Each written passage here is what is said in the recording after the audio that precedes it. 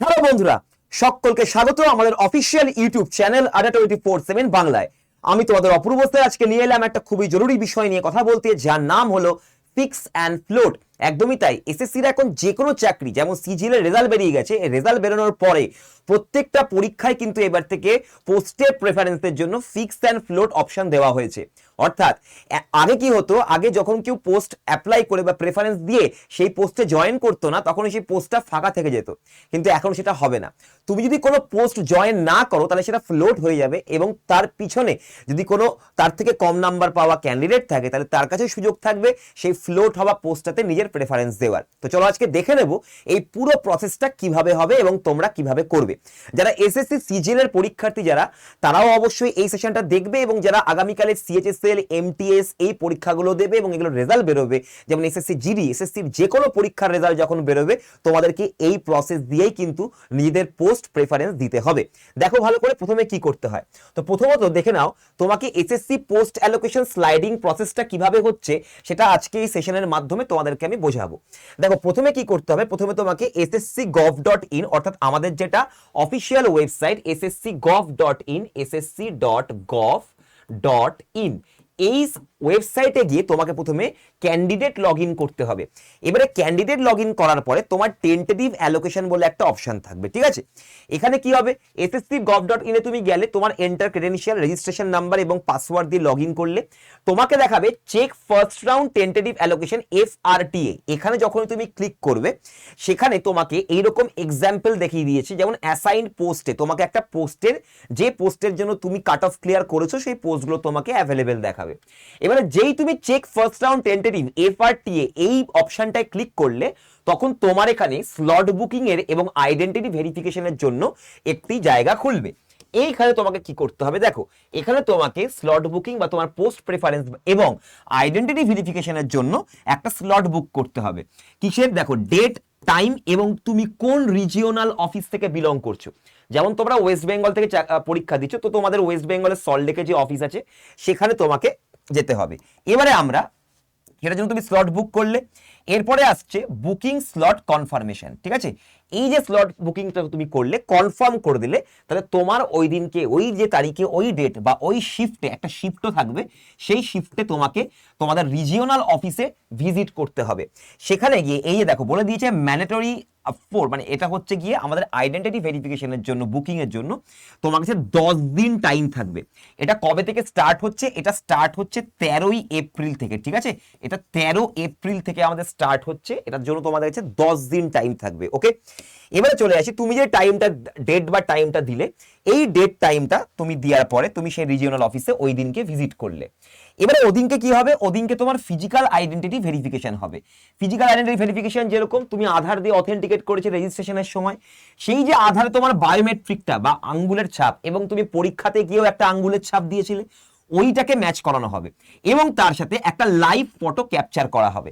এবারে তোমার যে ডকুমেন্ট বা তোমার যে সমস্ত তোমার মাধ্যমিকের ডকুমেন্ট, তোমার উচ্চ মাধ্যমিকের গ্র্যাজুয়েশনের ডকুমেন্ট যেগুলো থাকবে তুমি দিচ্ছ, সেগুলোকে ভেরিফাই করা হবে। এগুলো সব তোমার একসাথে এই অফিসে গিয়ে তোমার একদম ফিজিক্যাল আইডেন্টিটি ভেরিফিকেশন হয়ে গেল।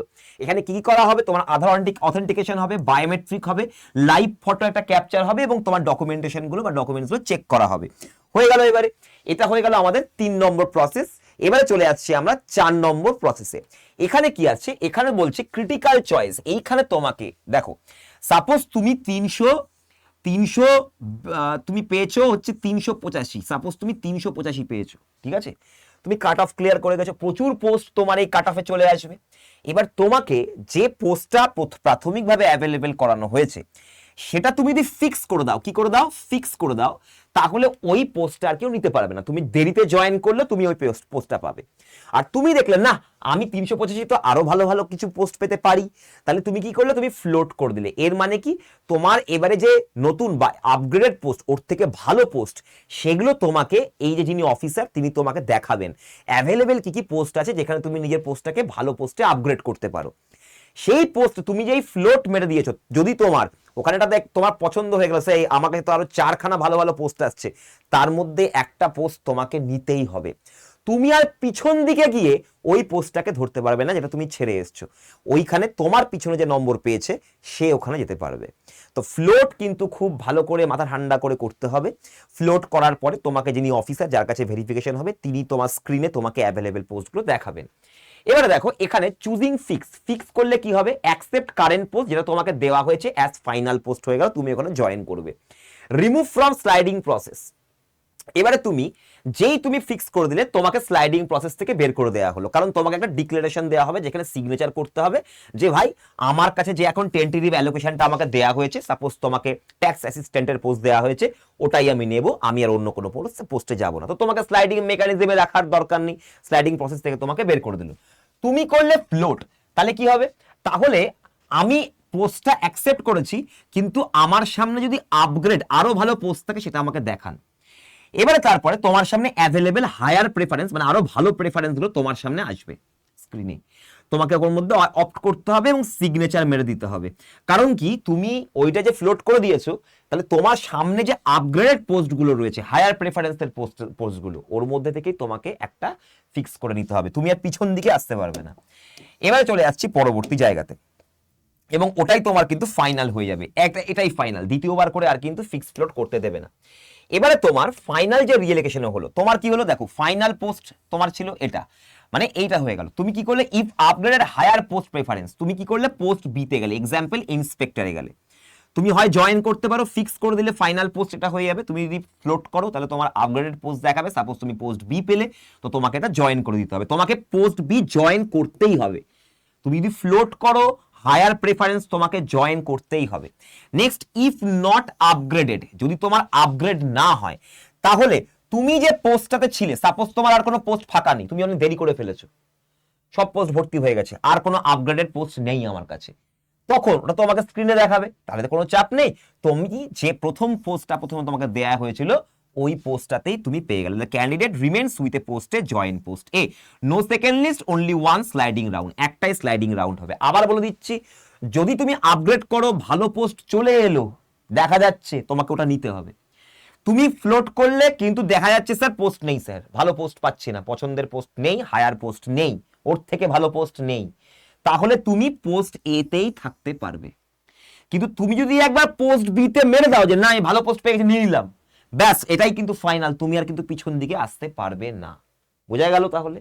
এবং তুমি যদি হায়ার প্রেফারেন্স পেলে তুমি এটা নিলে না, ইন্সপেক্টর হব না, তাহলে কিন্তু তুমি পিছনের পোস্টে আসতে পারবে না, কারণ তোমাকে তো দেওয়া হয়েছে হায়ার পোস্ট, তোমাকে নিতেই হবে। যদি তোমার হায়ার পোস্ট না থাকে, ভ্যাকেন্টি নেই, তাহলে তুমি যে ফাইনাল পোস্ট তোমাকে দেওয়া হয়েছিল সেই পোস্টে তুমি জয়েন করে নিলে। তো এই হচ্ছে টোটাল আমাদের পুরো যেটা আমাদের প্রসেস, যেটা তোমাদের ফিক্স অ্যান্ড ফ্লোট প্রসেস, যেটা নিয়ে এখন প্রচুর কথা হচ্ছে, এইটা হচ্ছে টোটাল তোমাদের A to Z 1 থেকে 6 স্টেপ অবধি। এবং আবার বলছি, এই প্রসেসটা কিন্তু তোমার এই অফিসারের সামনে হবে। তো আইডেন্টিটি ভেরিফিকেশনের পরেই তুমি এই পোস্টগুলোতে ফিক্স বা ফ্লোট করতে পারবে। তো নিজের ডকুমেন্টগুলো এখন থেকে ঠিকঠাকভাবে অ্যারেঞ্জ করে নাও, যাতে কোনো কিছু হারিয়ে না যায়, এবং এগুলোকে ভালো করে আরেকবার করে ভিডিওটাকে দেখে নাও, কি টাইপের অপশনস আসবে, কি করলে কি হবে না, কেন তুমি আবার যদি আমি পিছনের পোস্টে কি যেতে পারি, কখন যেতে পারো, যদি আপগ্রেড করে পোস্ট না পাও তাহলে তুমি আবার ক্যান্ডিডেট যে প্রথম তোমাকে পোস্টটা দেওয়া হয়েছিল সেই পোস্টে তোমাকে জয়েন করতে হবে। এরপরে আর তুমি কোনো স্লাইডিং প্রসেস তুমি পাবে না। আর যারা প্রথমেই ফিক্স করে দিল তারা তো আর স্লাইডিং প্রসেসে থাকলোই না, ওরা জয়েন করে গেল। এই হলো টোটাল প্রসেস। আশা করি বুঝতে পেরেছো। যদি তাও না বুঝতে পারো, এই ভিডিওর কমেন্ট বক্সে অবশ্যই তোমরা জয়েন করে যাও, মানে আমাকে অবশ্যই জানাও কমেন্ট বক্সে। এবং যারা তোমরা এবারে সিজিএল ক্র্যাক করেছো, যদি আমাদের চ্যানেলে পড়ে বা তোমরা যদি আমাদের কোনো ব্যাচে পড়ে তোমরা পাস করেছো, তাহলে অবশ্যই নিচে দেওয়া গুগল ফর্মে নিজেকে ফিল আপ করে দাও, যাতে তোমার আগামী দিনে এই ফিক্স ফ্লোট প্রসেসগুলোতে আমরা তোমাদেরকে হেল্প করতে পারি। All the best for your exam. আগামী দিনে সিজিএল পরীক্ষার জন্য অনেক মানে অল দ্য বেস্ট। এই বছরেও আসছে, এবং যারা সিজিএল এ অলরেডি চাকরি পেয়ে গেছো তাদেরকে অনেক কংগ্রাচুলেশনস। এবং অবশ্যই আমি আশা করব তোমরা তোমাদের পিছনে যে জেনারেশন আসছে তাদেরকেও অনেকটা হেল্প করবে। তো আডা 24/7 বাংলা তোমাদেরকে আহ্বান জানাচ্ছে এবং তোমাদের জন্য অনেক কংগ্রাচুলেশনস। আজকের জন্য এতটাই, চলো গুড বাই।